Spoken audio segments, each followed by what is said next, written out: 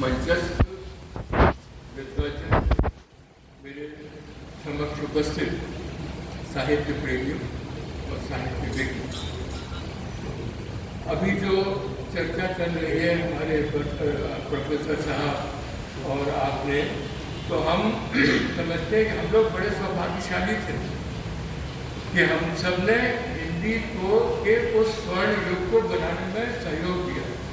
1972 से लेकर मैं समझता हूँ 2000 तक हिंदी महाविद्यालयों में हिंदी का विभाग ऐसा होता था कि छात्र को पता चलता था कि मैं हिंदी साहित्य का अध्ययन कर रहा हूँ। 8वां पेपर जब वाइवा होता था, मौखिक परीक्षा, छात्र को नहीं पता होता था कि हम किससे पूछेंगे, कौन सा प्रश्न पूछेंगे। इसी तरह से लघु शोध प्रबंध के लिए, डिसर्टेशन के लिए छात्र अपने आप जो प्रीवियस में अच्छे लाता था वो हमारी नजर में आ जाता था। और कोई ऐसा नहीं होता था कि हिंदी में आ गया कि अरे गुरु जी इसको तो 80 नंबर दे दो, 90 नंबर दे दो। कलम से कभी भी अन्याय नहीं हुआ। परिणाम का वो छात्र आज भी बाहर डिग्री कॉलेजों में अपना नाम रोशन कर रहे हैं। तो पीताम्बर दत्त बड़थवाल जी का जीवन परिचय और संक्षिप्त विवरण आपने सुना। अगर साहित्य हो या शिक्षा हो, शुरू से जैसे हाई स्कूल लखनऊ से, वहीं श्याम सुंदर दास जी भी उस समय अध्यापक थे तो उनकी नज़र में आ गए। इंटर कानपुर से, डीएवी कॉलेज से, बीए और एमए काशी विद्यापीठ से, और उसी समय एमए में जो अब भी होता है, एक एमए में विशेष होता है पत्र, और एमए में डेजर्टेशन भी होता है, लघु शोध प्रबंध। मुझे लगता है कि उस समय भी शायद काशी विश्वविद्यापीठ में एमए उत्तरार्ध में लघु शोध प्रबंध रहा होगा, क्योंकि मेरे अंदर निर्देशन में भी करीब 25-26 लघु शोध प्रबंध लिखे गए। तो उसमें जो इनका लघु शोध प्रबंध था छायावाद पर, वो लघु शोध प्रबंध श्याम सुंदर दास जी ने, और उस समय तो बड़ी बड़ी हस्तियां विश्वविद्यालय में पढ़ानी थी। ये आपका आचार्य रामचंद्र शुक्ल, अयोध्या सिंह उपाध्याय, हरिओम, लाला भगवान दी, ऐसे ऐसे विद्वान जो थे। तो इतना सराहा गया कि आगे बढ़ने के लिए इनको रास्ता मिल गया, और गुरु के ज्ञान चक्षु में भी पीताम्बर दत्त जो है समा गए। ये घटना मैं क्यों जोड़ रहा हूँ, मुझे अपने जीवन के भी कई अनुभव आते हैं। मेरे बड़े भाई, बड़े ब्रदर दिल्ली विश्वविद्यालय से हिंदी विभाग से रिटायर हुए, डॉक्टर नगेंद्र के प्रिय शिष्यों में वो थे। एमए में उन्होंने लघु शोध प्रबंध लिया, और वो लघु शोध प्रबंध नगेंद्र जी की नज़र में चढ़ गया, और परिणाम ये हुआ कि वो नज़र में चढ़ गया तो आगे चलकर उसको पीएचडी करने का भी मौका मिल गया, और दिल्ली विश्वविद्यालय के एक महाविद्यालय में अध्यापक भी हो गया। श्याम बड़थवाल जी को भी ऐसा ही स्वर्ण अवसर ऊपर उठने के लिए मिला, और श्याम सुंदर दास जी की जहाँ नज़र में वो चढ़े तो श्याम सुंदर दास जी ने उनसे कहा कि तुम हमारे निर्देशन में शोध कार्य करो, और उन्होंने द निर्गुण इन हिंदी पोएम, निर्गुण literature in Hindi poetry, Hindi के काव्य में निर्गुण कविता। आप देखिए, ये शोध प्रबंध लिखा गया था।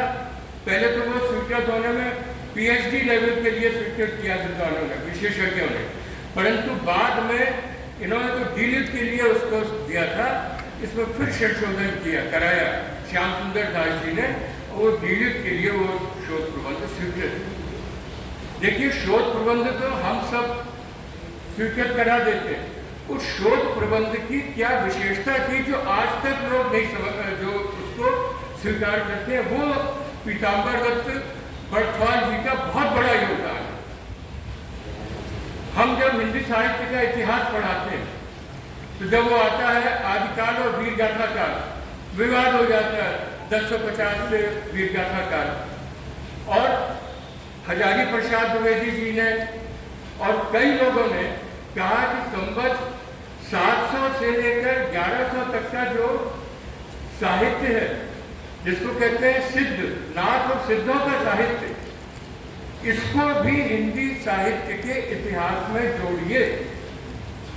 तो अभी तक बच्चों को भी वही 10 से 50 संबंध से हम पढ़ाते आते देते रहते हैं। इन्होंने सबसे बड़ा इनका रिसर्च का जो योगदान था, इन्होंने कहा कि नाथ और सिद्धों का साहित्य मात्र आध्यात्मिक साहित्य नहीं है, उसमें लोक जीवन के लिए भी बहुत सी शिक्षाएं हैं, जो आगे चल के उसी परंपरा को कबीर और अन्य संत कवियों ने भी अपनाया। तो ये इन्होंने इसके लिए नाथों का, सिद्धों का अवार्ड, जब हिंदी साहित्य में तो हरिभद्र सूरी, शालिभद्र सूरी है, और वो साहित्य नाथों सिद्धों का कायम अपभ्रंश में लिखा। अपभ्रंश को कई बार विवाद रहा कि नहीं हिंदी और अपभ्रंश अलग है, तो उन्होंने अपभ्रंश को लिया, और हिंदी और अपभ्रंश में बड़ी समानता है। आप देखिए अपभ्रंश का 4 पंक्तियां, सिर जड़खंडी लो अड़ी गलिमणि अड़ा नबी और तदप गोठड़ा कर दिया उठे 10 बड़ी। कैसा लग रहा है जैसे अपना कि वो उस समय उसके ऊपर क्या था, उस भाषा में बड़ी पुरानी पगड़ी पहने हुए थी, गले में 10-20 मोतियों की माला थी, परंतु फिर भी गोष्ठी के कवि उसको समझने में उठक बैठक लगाते रहे। तो उन्होंने इस सिद्ध संबंधों को लिया और उनको हिंदी में अपनी थीसिस में, उसको अनुवाद के बाद में उनके वो निकाला, क्योंकि उन्होंने ये कहा पूरा संत साहित्य सिद्धों से लेकर के कबीर तक है, रैदास तक, ये सब काहे से पैदा हुआ है? ये उपनिषदों की देन है। उपनिषद क्या है? वेदों का भाष्य। उपनिषद वेदों का भाष्य, और उपनिषदों में जो शिक्षा है ईश्वर के निर्गुण स्वरूप की, उसी को यहाँ पर इसमें संत साहित्य में दिया गया है। तो संत साहित्य लोक जीवन का भी है, जाने कितना। देखिए वो जब आप ब्रह्म की बात करते तो यम और नियम, यम और नियम क्या है? सोशल डिसिप्लिन, इंडिविजुअल डिसिप्लिन, व्यक्तिगत अनुशासन और सामाजिक अनुशासन। व्यक्तिगत अनुशासन में सत्य, अहिंसा, अस्तेय, अपरिग्रह, ईश्वर प्रणिधान, तो उसमें सोशल डिसिप्लिन में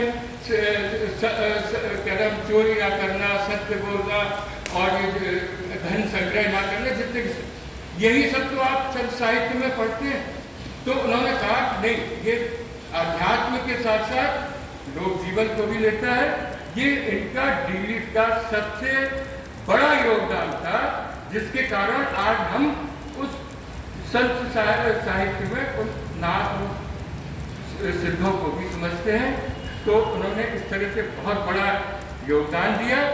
और आज भी उत्तराखंड में जो हिंदी अकादमी है, हिंदी अकादमी का नाम पीताम्बर दत्त बड़थवाल हिंदी अकादमी रखा गया। आज भी उत्तराखंड में 1 लाख रुपए का प्रतिवर्ष पीताम्बर दत्त बड़थवाल पुरस्कार सर्वोत्तम साहित्यकार को दिया जाता है। और ये साहित्य हर वर्ष उनकी जन्म दिवस पर, ये आपका दिसंबर में, ये उनके गांव पाली में जो कोटद्वार और लांसडाउन के पास ही है, वहीं ये आयोजन होता है। तो ऐसे महान व्यक्ति को मैं शत-शत नमन करते हुए अपनी श्रद्धा सुमन